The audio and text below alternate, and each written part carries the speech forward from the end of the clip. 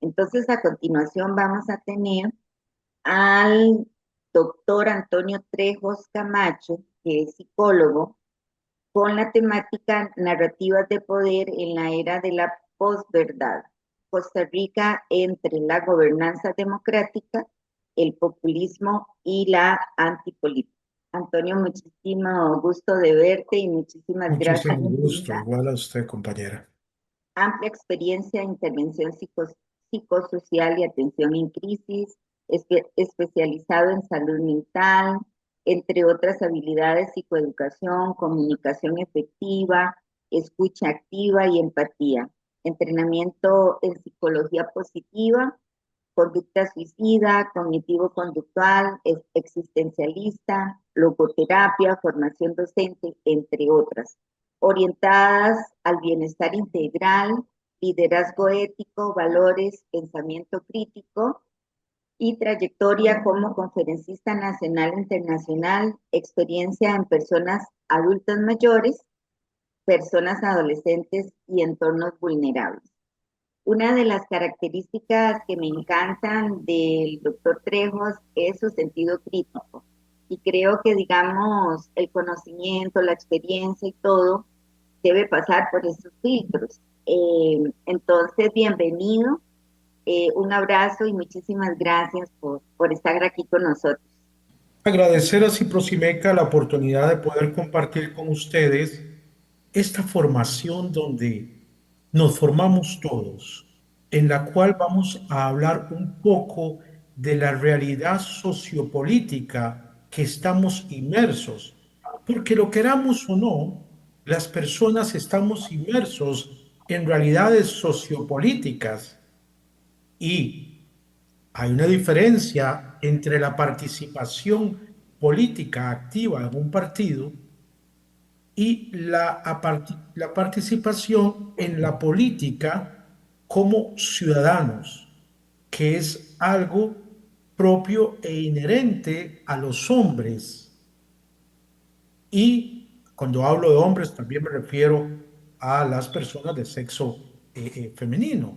Pero es inherente al ser humano la política, porque la política la hace el ser humano con sus acciones y no está en el ser de las cosas, como pues nos enseñan desde antiguo los filósofos griegos. El ser humano es un ser político y sustraerse de la política, pues puede ser contraproducente y en algunos casos no responsable de sus propias acciones y que otros tomen las decisiones, el de las acciones por él, evadiendo la responsabilidad que la persona tiene en esto. Por lo tanto, cuando nosotros nos capacitamos, nos formamos en estos temas, nos hacemos formadores de otras personas y somos agentes activos de acción política, no de politiquería, sino de acción política, algo que Hannah Arendt, la famosa filósofa judía, explica como el espacio, la acción política, aquel espacio donde los seres humanos, las personas aparecen unos ante otros, se reconocen y pueden construir un mundo en común y para el bien común. Esto frente a situaciones de demagogia, la antipolítica, el populismo, la exclusión social, la desigualdad, la violación de los derechos humanos y tantas situaciones enajenantes de la libertad del ser humano. Porque cuando la política se degrada a esto, se convierte en un recurso del miedo. Se destruye, por lo tanto, la pluralidad, el pensamiento y se reduce las personas a objetos y la ciudadanía a simple objetos de poder de unos pocos contra muchos. Entonces, la acción política es un cambio, es diálogo, es iniciativa, que todos estamos inmersos en ella. Sustraernos de esto puede ser validante de sistemas políticos contra la democracia, la desigualdad, la opresión, que en un principio se visten con un discurso de pluralidad, de cambio, pero que solo viene a sustituir una élite política por otra élite política, creando famosas redes de cuidos y perpetuación de conductas de odio, conductas de banalización del otro, conductas que son, como lo tanto, enajenantes. Al respecto, Paulo Freire nos recuerda que al formarnos, a nosotros tener una voluntad de formación, somos formadores de otros y a través de un acto pedagógico, las personas cambiamos el mundo, transmitimos una visión del mundo en estos tiempos de crisis, que no es solamente una crisis en Costa Rica, es una crisis en Occidente. Occidente como tal, como civilización, vive una crisis seriosísima. La educación, la formación en estas temáticas viene a educar al hombre, al ser humano, en una educación que es colectiva, porque aprender es enseñar también, y enseñar es allí donde la persona abre horizontes de libertad y asume su libertad, algo que lo aborda bastante interesante Eric Fromm en su obra El miedo de la libertad. Vivimos actualmente en un tiempo en que la política se disputa tanto en los foros institucionales, en los foros serios, en los discursos constructivos, en las ideas, en la objetividad, pero también en las emociones, en las pantallas de un teléfono, en las redes sociales, muchas veces con emotividad, sin un previo análisis, sin un espíritu crítico. Es una crisis comunicativa, una crisis de la narrativa que enfrentamos en un sistema de información que está al servicio de unas élites que vienen entonces a crear un serio sentido público de la participación objetiva de la persona en las tomas de decisiones. Algo muy serio que Costa Rica pues ha experimentado en los últimos años. El informe Estado de la Nación advierte sobre estos retrocesos en su último informe en bienestar, en presión de grupos políticos a otros grupos políticos, de instituciones, de conductas que es ataque personal a las personas que están enfrente de estas instituciones. Ya no es un debate de ideas, ya no es una confrontación inclusive ideológica, sino es un ataque a la persona en sí, algo que en filosofía se conoce como la falacia ad hominem. No atacamos, no defendemos, no luchamos, no construimos a partir del pensamiento, de las ideas, sino del ataque, de la violencia. Esto incluye este informe del Estado de la Nación, que hay una gestión política en nuestro país marcada por la inmediatez, la falta de acuerdos, Condiciones que favorecen, por supuesto, narrativas simplificadoras, populistas, antipolíticas y, por lo tanto, que de flaco favor son para la democracia, de flaco favor para nuestra sociedad. Entonces, esto viene a plantearnos una pregunta. ¿Cómo podemos reconfigurar las narrativas de poder, la gobernanza democrática en esta era de la posverdad? ¿Qué respuestas son viables para Costa Rica? ¿Y qué responsabilidades a nivel personal y colectivo estamos asumiendo ante esto? Porque la factura puede ser muy seria a futuro. Para responder esta pregunta que planteo, conviene articular tres lentes analíticos. Uno es la relación entre el poder y el saber. El segundo es la crítica a los marcos mediáticos y a la manufactura del consenso, la creación del consenso. Y otro es a partir de la psicología social. Poder y saber. ¿A qué nos referimos con poder y saber? La relación entre el poder y el saber muestra cómo las instituciones y los discursos configuran lo que se considera verdad.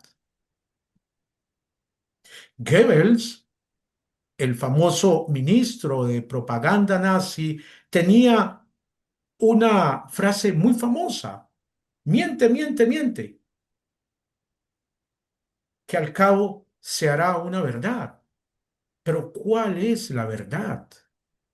Esto es una pregunta que el ser humano existencialmente se ha preguntado durante siglos.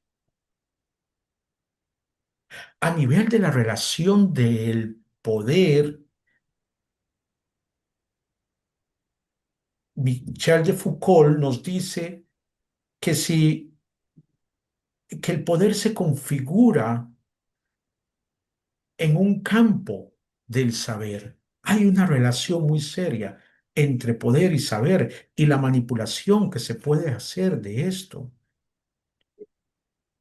Esta frase de Michel de Foucault subraya que las instituciones tienen una responsabilidad.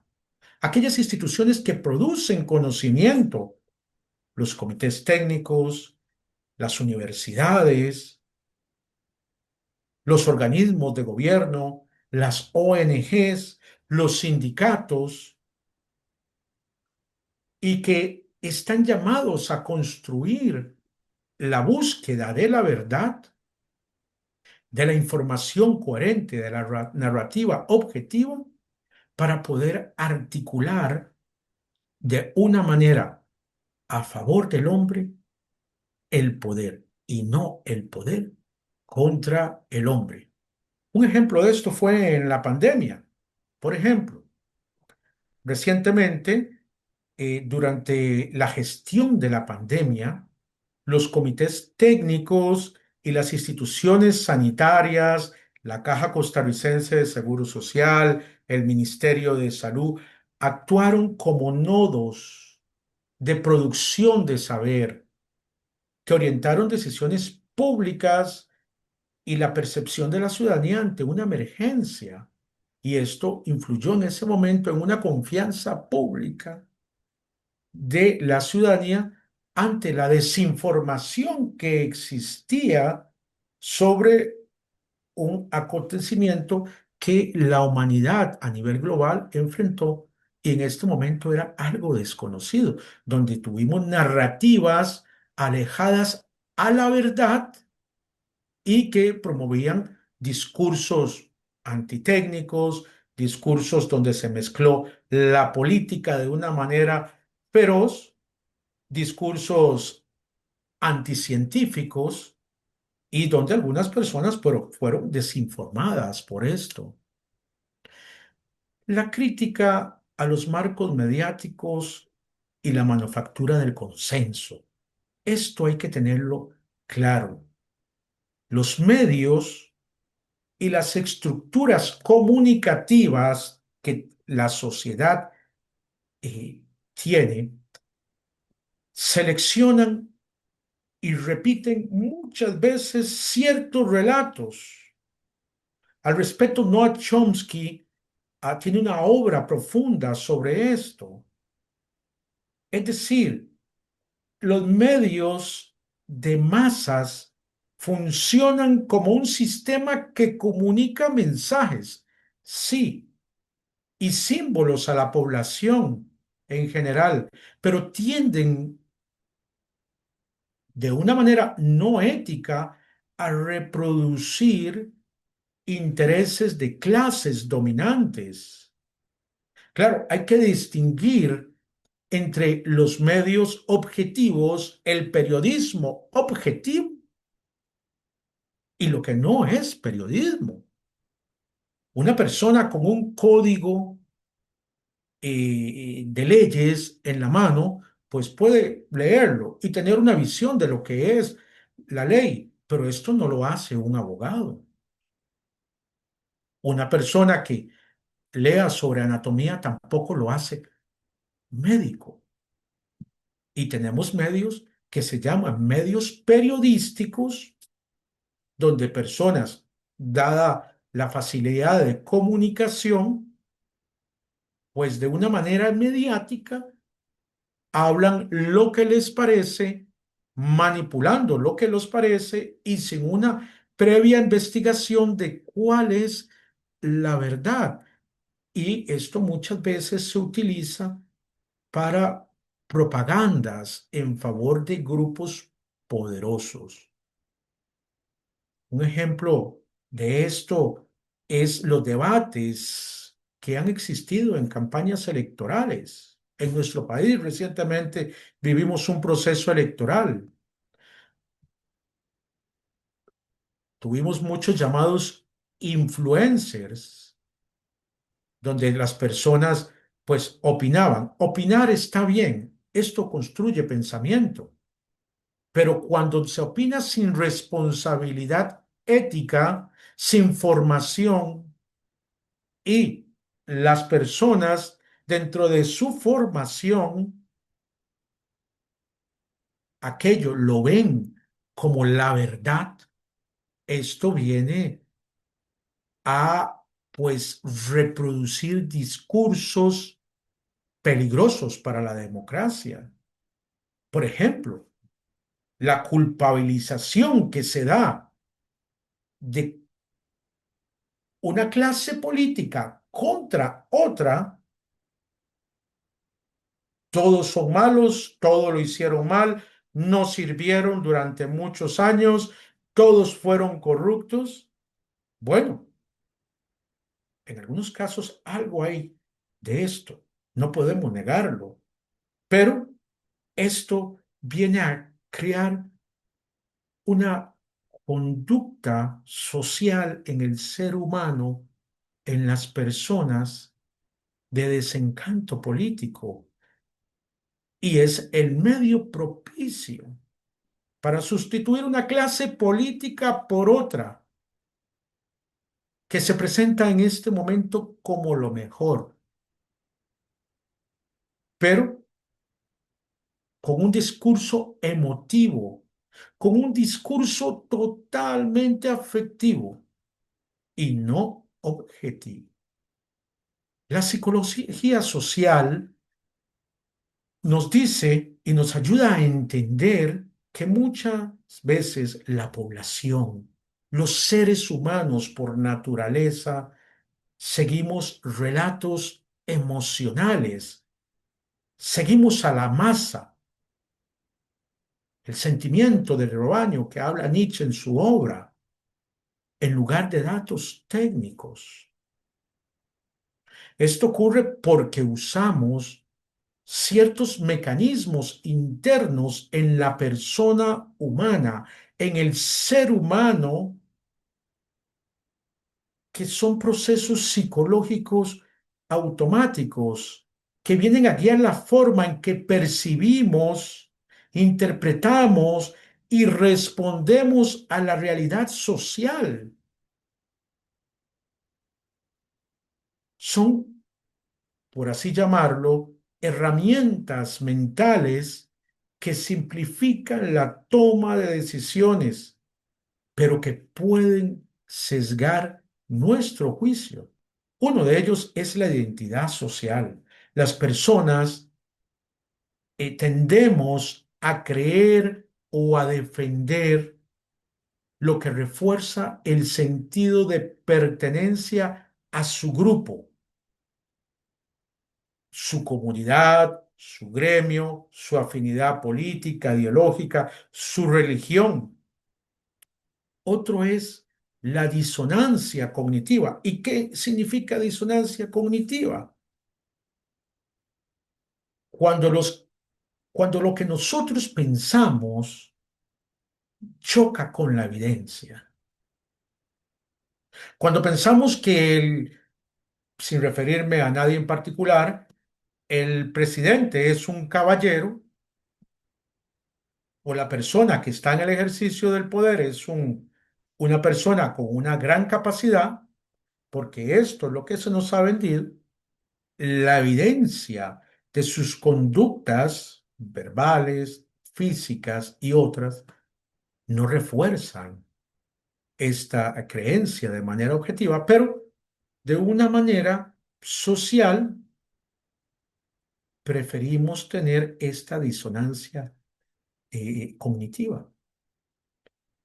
Otras son los heurísticos.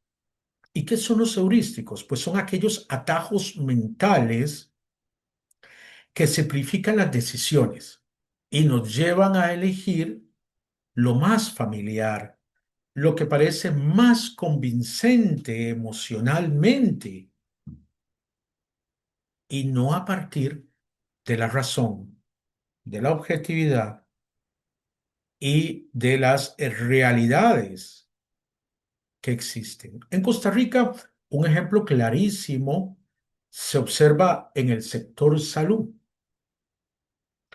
donde los sindicatos han enfrentado narrativas emocionales por parte de algunos actores políticos o gremios como el sector médico de este país,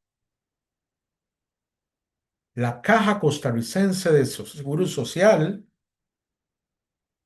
también lo ha enfrentado como institución donde esas narrativas emocionales buscan desacreditar su sentido, su lucha, buscan desacreditar a las instituciones. Una frase muy común es: los sindicatos solo defienden privilegios. Los trabajadores del sector salud, voy a hablar en general, pero lo hemos visto hace poco en las noticias, un comentario de un actor político contra los médicos de este país en una reunión que hubo con unos diputados de una fracción, para mencionar un gremio. No quieren trabajar más, no trabajan, son unos vagos. Y esto, lo peor es que la población, este tipo de discursos se lo están creyendo, lo están asumiendo como la verdad. Y esto tiene un impacto en la opinión pública. Aunque, claro, los estudios técnicos, la objetividad, la evidencia nos enseñan que las demandas sindicales están orientadas a mejorar las condiciones de vida, las condiciones de la población, garantizar la atención, que la Caja Costarricense de Seguro Social es una institución garante de la paz social en este país. La evidencia, la historia nos ha demostrado esto, pero estos discursos buscan poder minar la confianza de la población en estas instituciones.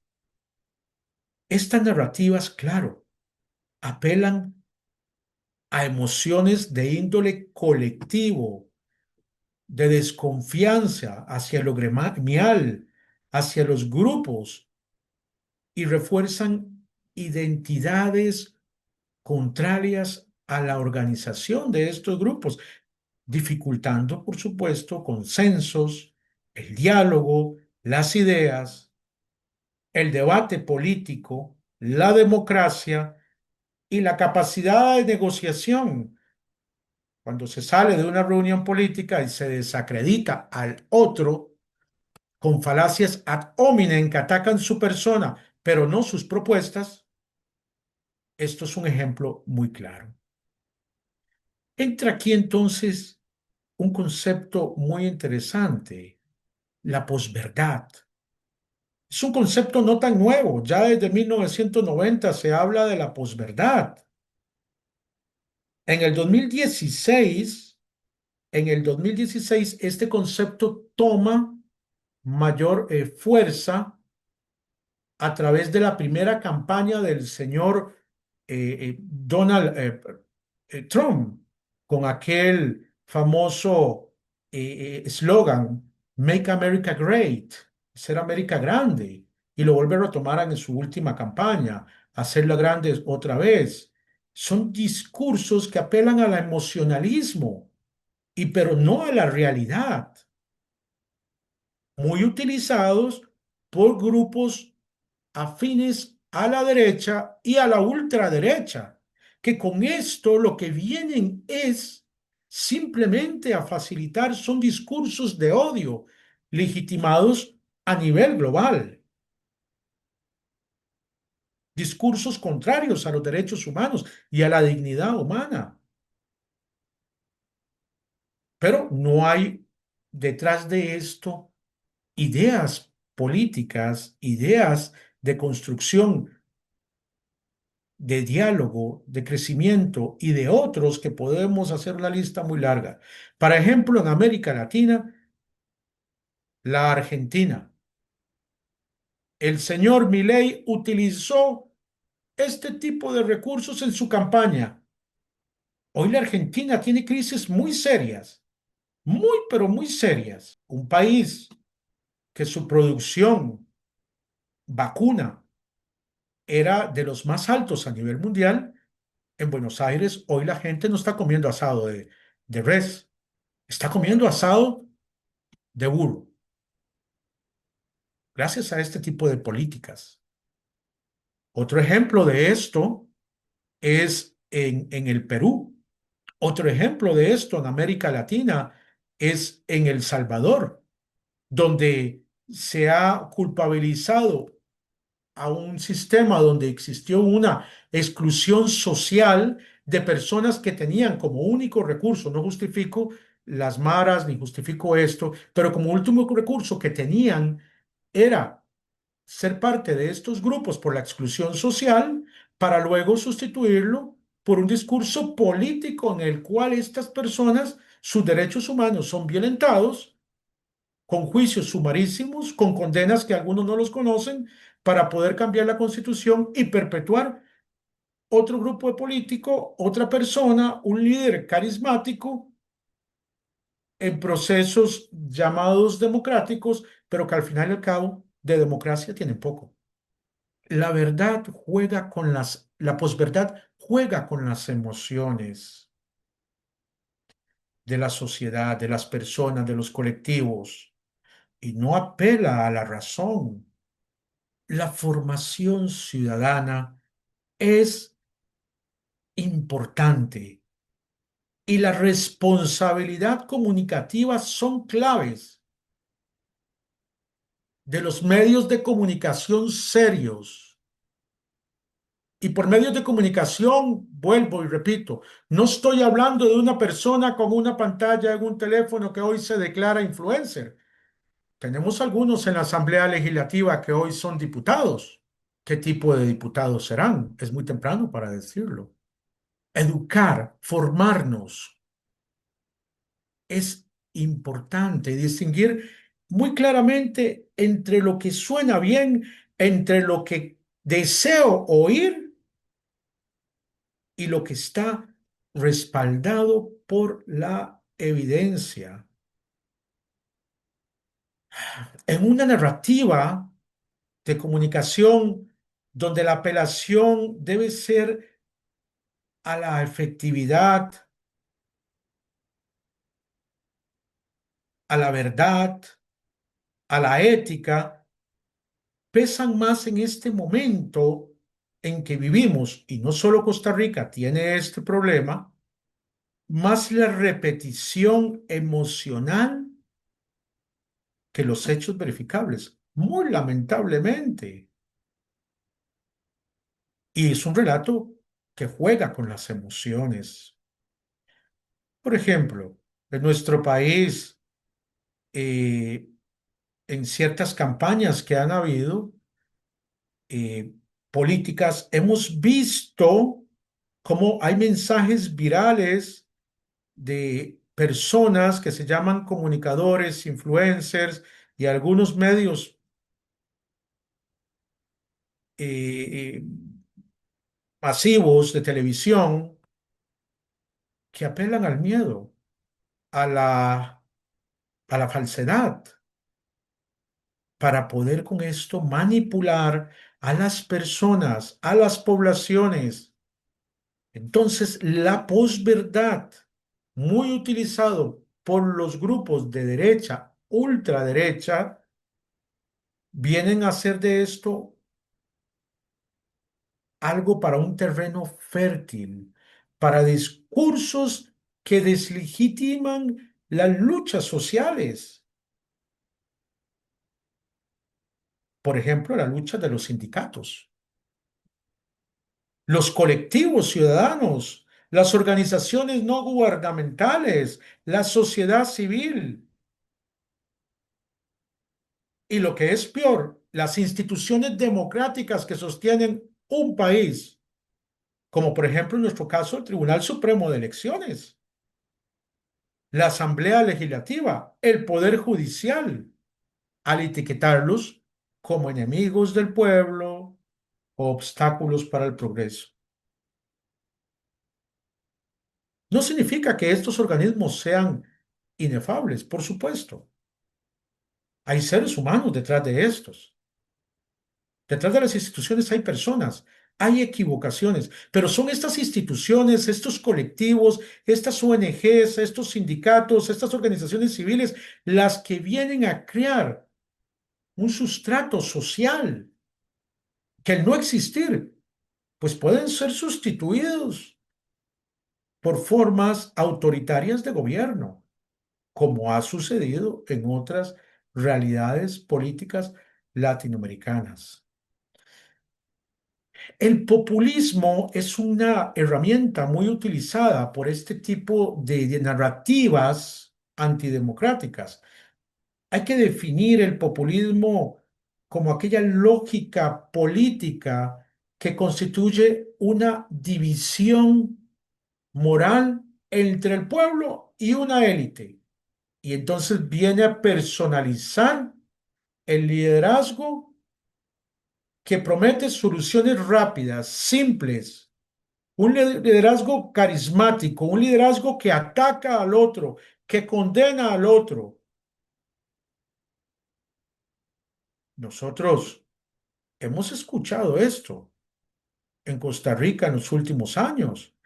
Un discurso que rompe, que promete romper con una élite política, acabar entonces con los que en este momento no están en el poder de una u otra manera para poder acabar y validar frente al pueblo este tipo de eh, pues destrucción de una oposición para poder presentar un líder carismático, un super líder que tiene la solución a todos los problemas.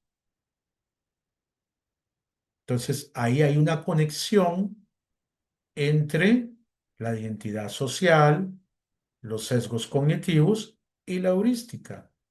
Este es un debate político que no es técnico y reemplaza la discusión hacia el terreno, vuelvo y insisto nuevamente, meramente emocional, que refuerza discursos de odio y miedo, donde ya no hay un respeto por si una persona es un adulto mayor, es una mujer, es un hombre, es una persona adolescente y viene a criar violencia de índole político, que esto también se va repitiendo en otras formas y manifestaciones de violencia. ¿Cómo podemos prevenir la violencia en los colegios si hay actores políticos que están enseñando la violencia a nuestros jóvenes con sus discursos? Y la conducta es aprendida. Esto se llama en psicología el aprendizaje vicario. Discursos que presentan, por ejemplo, a sindicatos, a colectivos feministas, a colectivos defensores de la identidad sexual, a la Caja Costarricense de Seguro Social, a colectivos gremiales como privilegiados y enemigos del pueblo, que viene a fortalecer estas estructuras de poder que tienen una conexión con arreglos, por supuesto, institucionales, económicos, simbólicos, algunas veces hasta religiosos, donde vemos una mezcla entre religión y política, que vienen a distribuir recursos en ciertas instituciones para poder contribuir a esto, que vienen a legitimizar y autorizar ciertas personas, redes empresariales que son parte de la nueva élite, marcos legales, por ejemplo, para poder atentar contra las libertades constitucionales de las personas, dado que no hay soluciones reales a problemáticas, creamos el problema, fomentamos el problema y lo que venimos a hacer después es presentarnos como los que tenemos la solución al problema, pero no desde la libertad, no desde el respeto, no desde el derecho del Estado social de derecho. Y esto viene a favorecer a unos pocos de esa nueva élite que se va formando. Estas estructuras también repiten narrativas negativas sobre las huelgas, que es un derecho fundamental del ser humano. Y lo hemos vivido en el sector salud. Se instala la idea de que la lucha sindical son un problema que invisibilizan las demandas que buscan, por lo tanto, igualdad social y defensa de los trabajadores frente a estas clases dominantes, empresariales, religiosas y de otras índoles. Vivimos en un tiempo de antipolítica, donde las personas no quieren saber nada de la política porque hemos llegado nosotros a pensar que la política es corrupta. Nos han hecho creer que todos los políticos son corruptos. Existen políticos corruptos, pero existen personas también honestas, con sentido ético. No existen personas ni sistemas políticos perfectos, pero el mejor es el democrático. Pero la antipolítica ha ido ganando cada día más adeptos, donde nuestros jóvenes no quieren saber nada de la política porque relacionan la política también con algo como algo negativo, de violencia, de partidos políticos, donde hay líderes carismáticos, pero tampoco ideas ni una base ideológica. En las últimas elecciones tuvimos muchísimos partidos políticos de todo tipo. Unos muy serios y otros no tan serios. Esto viene a fomentar la antipolítica, que es una corriente social que expresa rechazo, desafección hacia la política tradicional y las instituciones, que esto es lo peor.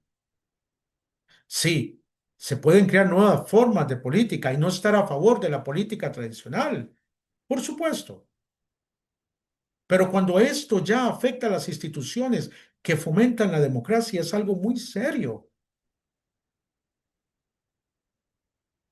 Entonces, en Costa Rica, la antipolítica se ha ido manifestando en una desconfianza fomentada por estos discursos hacia instituciones como la Asamblea Legislativa, la Defensoría de los Habitantes, el Tribunal Supremo de Elecciones, organizaciones feministas,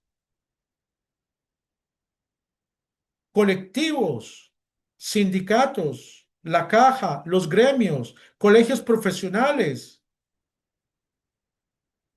Este rechazo que han ido creando en esta narrativa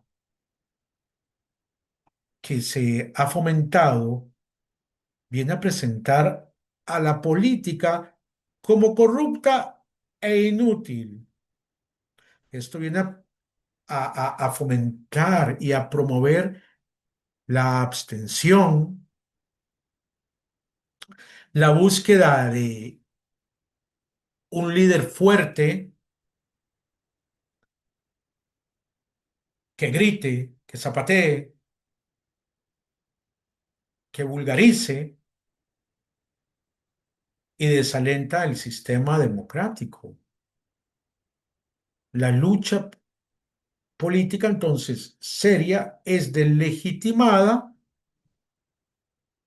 para delegitimizar también, es legitimada para delegitimizar la lucha de clases sociales, donde se acusa a todos estos colectivos civiles como enemigos, para poder constituirse en unos pocos como los salvadores. Hay emociones en estos discursos que son muy utilizadas, que son el odio, el temor, el miedo, para promover una ansiedad social, para poder manipular la percepción de la ciudadanía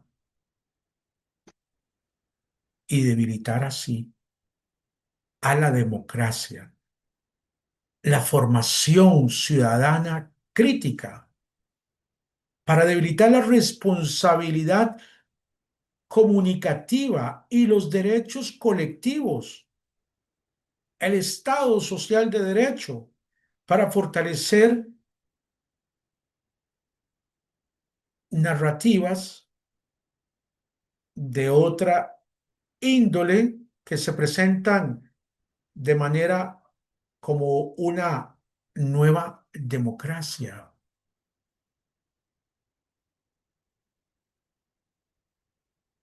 Para Jürgen Habermas, el famoso filósofo que acaba de, hace pocos días de fallecer, Jürgen Habermas dice que la democracia no es simplemente un mecanismo de votación. La democracia no es ir cada 4 años a votar.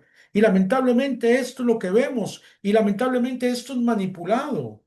Las personas votan por la emoción y no por la razón en este país. Muchas veces no saben ni por quién están votando, lamentablemente. Algo ha fallado en nuestro sistema educativo. Y es en la educación donde el ser humano aprende a vivir en democracia. Dice Jürgen Habermas que la democracia es un proceso comunicativo también, en los que los ciudadanos dialogan, en los que los ciudadanos deliberan y también legitiman las decisiones colectivas en consensos mediante la participación política, la participación pública, en la capacidad de escuchar, de argumentar, en el reconocimiento del valor del otro, inclusive en el intercambio de una legitimidad del otro. Y esto debe surgir de una manera racional en la esfera pública, algo que desde hace algunos años no observamos en nuestra esfera política.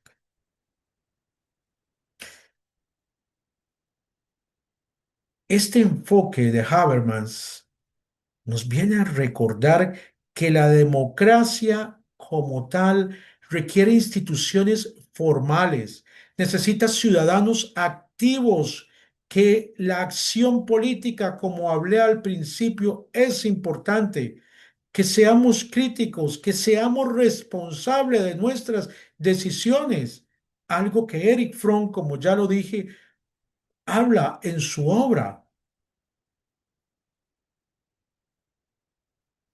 Capaces de resistir narrativas simplistas, narrativas subjetivas y sostener el diálogo frente a la complejidad de problemas sociales, frente a los cambios globales y geopolíticos. En este momento existen serios cambios geopolíticos, existen crisis a nivel ecológico,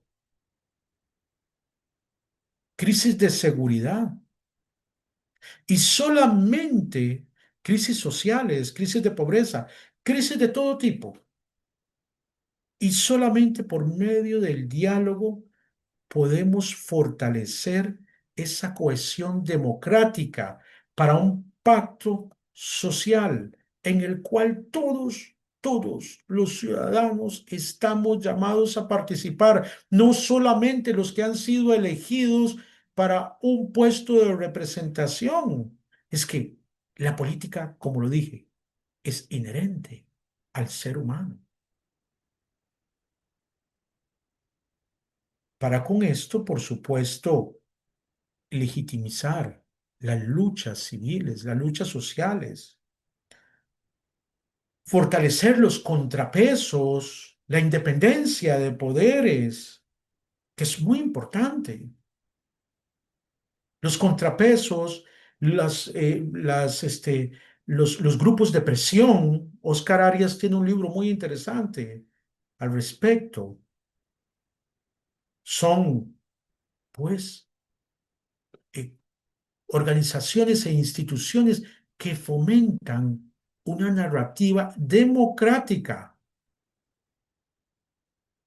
El sector sindical, que está entre los grupos de presión, por supuesto. El respeto a los derechos humanos, los derechos del ambientales, las instituciones que han sido garantes de nuestra seguridad social. Todos estos son actores que son pilares para una narrativa que fomente la democracia, que fomente decisiones libres, objetivas, limpias y de participación ciudadana. Para Eric Fromm, la libertad auténtica no consiste únicamente en liberarse de ataduras externas, sino de vivir para algo, con un sentido que implica responsabilidad solidaria hacia el otro y compromiso con los demás. La democracia, desde esta perspectiva, no puede sostenerse en ciudadanos pasivos, que nos desentendamos de la acción política. Podemos desentendernos de los partidos políticos, pero no de la acción política, sino de personas que libremente dice Eric Fromm, eligen desde la conciencia y desde la responsabilidad social. Distinguir entre problemas de la verdad, la información falsa, este bombardeo informativo que todos los días tenemos, la desconfianza institucional, relatos que articulan identidades de líderes salvadores, permite diseñar respuestas diferenciadas que deben basarse en la verificación, en la alfabetización, alfabetización mediática. Esto que realiza Ciprosimeca hoy es una manera de alfabetización mediática, en la transparencia, en reformas institucionales. Sí, el Estado debe reformarse, es necesario. El Estado, el Leviatán, como lo llama Hobbes, no es perfecto,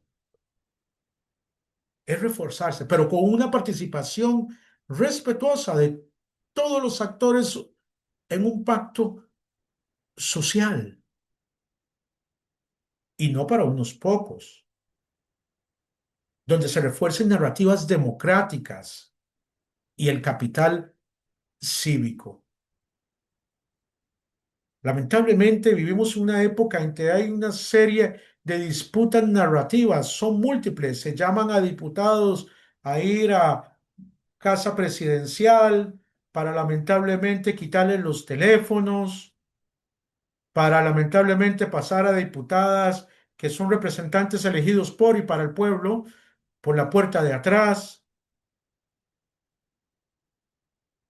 Tenemos, se llama actores, por ejemplo, de la eh, del sistema judicial, del poder judicial, para pues criticar la edad de algunos. Esos son falacias ad hominem. Eso es atacar a estas personas que quizás algunos han hecho una perpetuación, esto es innegable, pero no se están discutiendo realmente las ideas y las reformas que el Estado ocupa desde una narrativa de consenso, de construcción. Estas narrativas predominantes vienen entonces a crear un enemigo interno común. Los colegios profesionales, las ONGs, las minorías, como ya lo he dicho, son las nuevas élites que se buscan acabar. Son las élites que fueron un momento, según estas narrativas, y que la nueva élite busca acabar con una narrativa de victimización del pobrecito, del me persiguen, de protección a unos pocos y que vienen a fomentar, pues, una narrativa totalmente antidemocrática. Los impactos de esto son concretos y acumulativos. Viene a causar una erosión de la confianza, debilita, como ya le dije, los contrapesos, la toma de decisiones. Las consecuencias son nefastas para la democracia, pero muchas veces esto nace de la falta de acción. Personas que dicen es que la política no es para mí, eso no me interesa.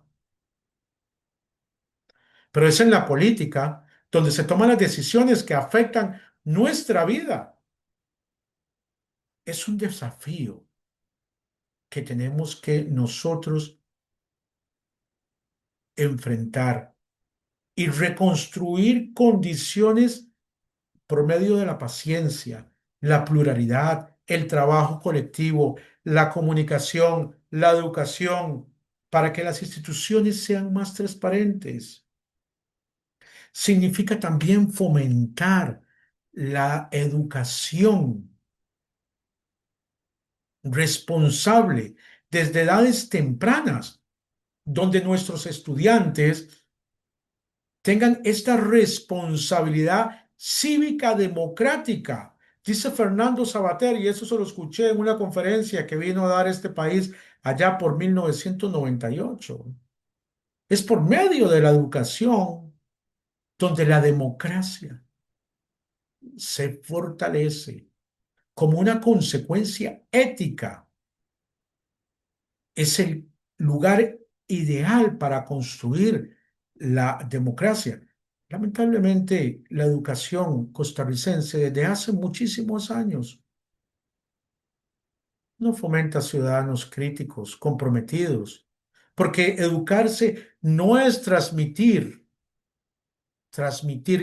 conocimientos de algo, es crear conocimiento, es enseñar a pensar, a deliberar con nosotros, al respeto, a una responsabilidad en las decisiones, para con esto poder, como sociedad, poder eliminar discursos de odio, discursos que fomenten la manipulación. La democracia se fortalece cuando los ciudadanos, las personas, aprendemos a ejercer la libertad no como un privilegio individual aislado, sino como un compromiso comunitario con con las instituciones, con los derechos, con los gremios, con el colectivo social que garantizan esta justicia social. Reconstruir estas condiciones es importante, es reconocer la gran lucha que se ha venido librando y que la democracia es única, la podemos perder, es vulnerable, pero es responsabilidad de nosotros por medio de la acción.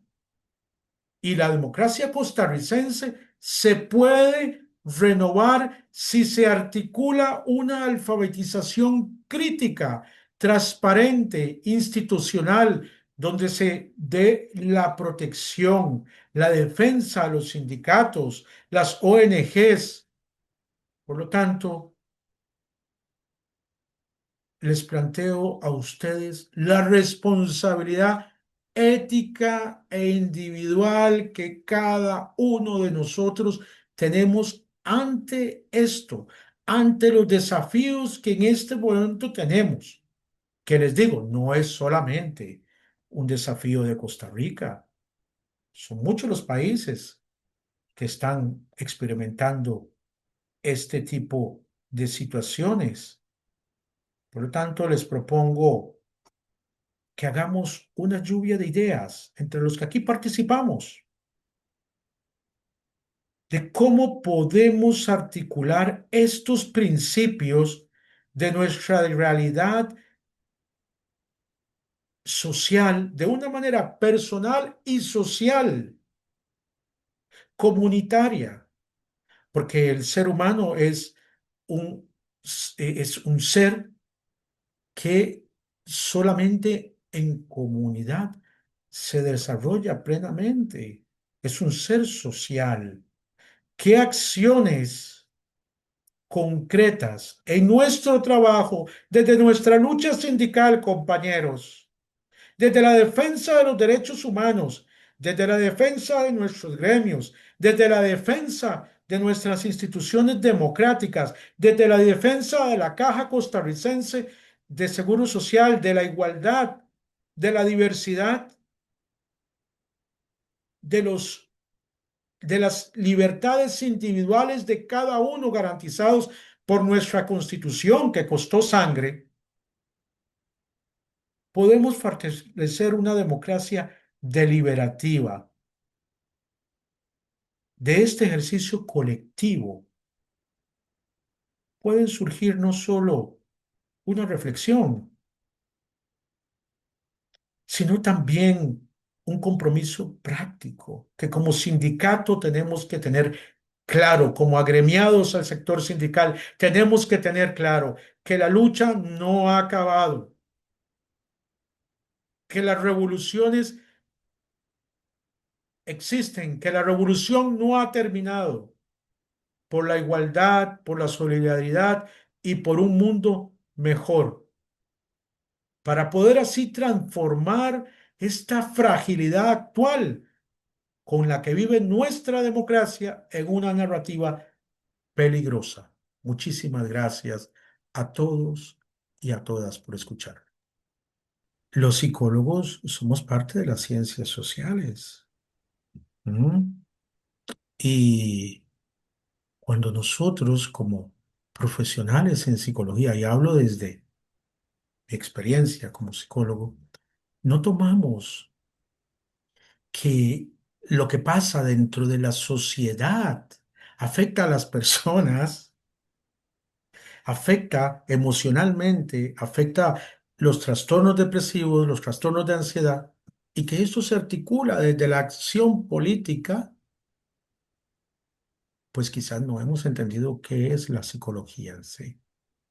Quizás sin criticar a ningún profesional, sin, por supuesto, con todo el respeto, quizás sería bueno, pues, mm, mm, cambiar estos paradigmas. Don Pepe fue un hombre muy particular,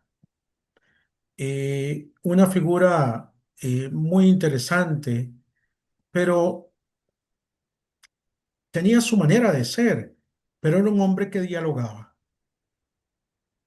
Era un hombre que, guste o no guste, don Pepe sabía dialogar con la gente, con el campesino. Era un comunicador tremendo con las personas campesinas. De eso se basaba mucho de su éxito. Eh, claro, estos discursos que nos dicen que durante 50, 60 años, ciertas formas de gobierno en la Segunda República no sirvieron, pues son discursos no basados en la verdad, no basados en la realidad. Que durante la Segunda República, bueno, antes en el gobierno de Calderón Guardia, ¿verdad? Se funda la Universidad de Costa Rica, el Código de Trabajo, toda la reforma social. En el gobierno del doctor Calderón Guardia, la Universidad de Costa Rica, la Caja Costarricense de Seguro Social. Claro, el doctor venía de Lovaina, Bélgica, donde pues tuvo una formación en todas las ideas sociales de la época del cardenal Mercier y de la doctrina social de la Iglesia, y don Pepe tuvo esa capacidad de diálogo que respetó esa reforma social. Entonces, aquí vemos una diferencia. Bueno, hablar de una tercera república, sí, está bien, quizás hay que hacer reformas. La creación de conciencia, la concientización es algo que es día a día. Ah, hay personas que quizás puedan acoger eh, discursos objetivos, otros no. Claro, nosotros podemos concientizar, pero hay algo que los estoicos nos enseñan y yo siempre se lo digo a mis pacientes en terapia. Nuestra primera responsabilidad somos nosotros, nuestra formación. A partir de esto, podemos también crear una formación a los demás por medio del respeto, por medio del debate y de ideas y por medio también de la aceptación de que hay entornos que están dominados por este tipo de discursos, por estos discursos que pues vienen fomentados también por regímenes políticos que favorecen esto. Por ejemplo, en este momento, en Estados Unidos, este discurso es el discurso populista, posverdad, fanático, que ha sido un triunfo para el señor Donald Trump. ¿Verdad? Hay unos intereses detrás de esto, de unas élites, sin afán de ser conspiracionista, pero de grupos económicos que quieren obtener el poder por medio de este tipo de discursos. Y la creación de conciencia siempre es muy, pero muy importante. La educación. Volvemos a lo mismo, formarnos para ser formadores y en este proceso autoformarnos, algo que nos enseña muy, muy interesantemente Paulo Freire en su Pedagogía del Oprimido y en sus otros libros que les recomiendo la lectura. Paulo Freire, Eric Fromm y Chomsky son muy actuales y muchos pensaban que Eric Fromm eh, ya estaba superado. Bueno, hay hombres malos, hay hombres buenos, lobos o corderos. No, lo que hay son personas que no han aprendido a vivir en libertad y le tienen miedo a la libertad. Entonces, hay que también tener estas situaciones muy claras. Yo creo en las luchas sindicales, creo en nuestra amada Caja Costarricense de Seguro Social, creo que los actores de la salud en este país somos importantes, creo que no se puede demeritar a los gremios, que no se puede demeritar a nuestros médicos, que no se puede demeritar a nuestras enfermeras, a nuestros trabajadores más sencillos de las instituciones que están día con día allí en el frente cuando el país lo necesita. Creo que hay que fortalecer esto y con mucho gusto en lo que les pueda ayudar. Creo también en la valiosa participación de la mujer como un elemento activo de la acción política. Yo lo he visto, soy voluntario en una fundación que es para mujeres sobrevivientes de la violencia, la Fundación Musade, donde se atienden a mujeres pues víctimas de violencia doméstica, donde ellas tienen esa resiliencia, esa fuerza y creo que las mujeres tienen hoy por hoy una lucha muy grande en conjunto contra discursos, prácticas y conductas que validan situaciones contra la misma mujer a nivel político, social y económico. Discursos donde la mujer es vulnerabilizada totalmente para pagar ciertas componendas políticas y sus derechos son pisoteados. Esta es la Costa Rica que queremos para nuestros hijos. A las colegas que están ahí les hago la invitación a reflexionar. Muchísimas gracias.